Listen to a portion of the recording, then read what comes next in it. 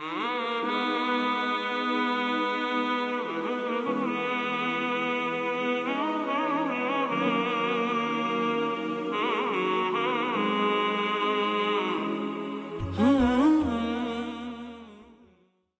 2008, I was fortunate to receive funding from the Marriott Trust to undertake the first study in the Northwest of what community cohesion meant to members of Bolton South Asian community, Muslim community. And when we talk about South Asian Muslims in Bolton, we're talking about Pakistani, Indian, and Bengali.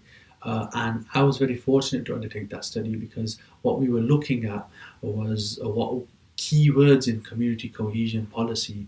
What do them words mean to members of these South Asian communities? Because a lot of the time, policy is sort of constructed and devised in ivory towers, many miles away, and the real understandings of what these and policy implications on the ground, they're sort of lost on many people.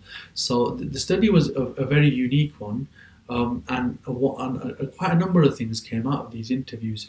First of all, members of South Asian community in Bolton, they had a very clear distinction between superficial and physical interactions. So a lot of the times they felt that it would be better if we had grassroots interaction between communities, for example, such as people sharing a meal with their neighbor, or using local faith institutions as a community center for the whole community.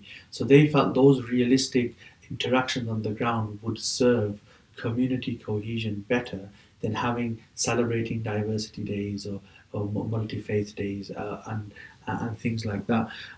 Also, they saw the culture and religion played a real central part in the lives of South Asian Muslims in Bolton. And I think one of the things that the study found was that Cantal talks a lot, or the community cohesion framework talks a lot about civic engagement, getting people to engage in civic structures. But I think the South Asian Muslim population I interviewed, that sort of understanding of engagement was lost on them.